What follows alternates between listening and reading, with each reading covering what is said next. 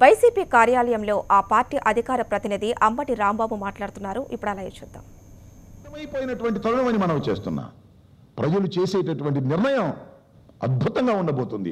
23వ తారీఖున వెలువడేటటువంటి నిర్ణయం ప్రజలు ఏ విధమైన నిర్ణయాన్ని చేస్తారో మీరే చూస్తారు.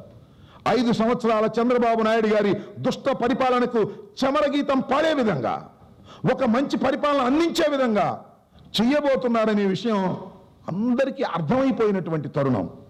చివరికి చంద్రబాబు నాయుడు గారికి కూడా అర్థమై ఈ విధమైన మాటలు మాట్లాడుతున్నారు. చంద్రబాబు నాయుడు గారు ఏం చెప్తున్నారంటే, మొన్న ఈవీఎంలు మొరాయించాయట. కొత్తగా మొరాయించాయా? ఇంతకుముందు ఇప్పుడు మొరాయించలేదా?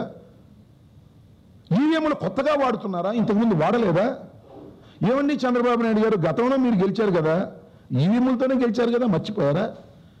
ఏదో కొత్తగా ఈవీఎంలు పెడుతున్నట్టుగాను, ఈవీఎంలో దోషం ఉన్నట్టుగాను, తాను ఓడిపోతే ఈవీఎంలో దోషం వల్లే తాను ఓడిపోయానని, దోషాన్నంతా ఈవీఎంల మీద, వ్యవస్థల మీద రుద్దేటటువంటి ఒక దుర్మార్గమైన ప్రయత్నం చంద్రబాబు నాయుడు గారు చేస్తున్నారు. ఇది తప్పు. నేను మనవి చేస్తున్నా, చంద్రబాబు నాయుడు గారు, మీరు ఓడిపోయిన తర్వాత అయినా, మీ పదవి పోయిన తర్వాత అయినా, ఈ ప్రజా వెల్లువలో మీరు మునిగిపోయిన తర్వాత అయినా గుండె మీద చెయ్యి వేసుకొని ఆలోచించండి. దోషులు వ్యవస్థలు కావు, దోషులు మీరు. మీ పరిపాలన లోపభూయిష్టమైన దోషతత్వంతో మీరు నిర్వహించారు కాబట్టే ప్రజలు మిమ్మల్ని మెడబట్టుకొని గద్దె నుంచి దించబోతున్నారు 23వ తారీఖున. అయినా నేను 8వ తారీఖు దాకా ముఖ్యమంత్రినే అని అంటున్నాడు. ఉండు 8వ తారీఖు దాకా. ప్రజలు మెడబట్టుకొని గెంటిన తరువాత కూడా 8వ తారీఖు దాకా నువ్వు కొనసాగాలని సూడి పట్టుకుని ఏలాడితే ప్రజలు ఏ విధమైనటువంటి నిర్ణయాన్ని, ఏ విధమైనటువంటి అభిప్రాయాన్ని వ్యక్తం చేస్తారో ఆలోచించమని మనవి చేస్తున్నా.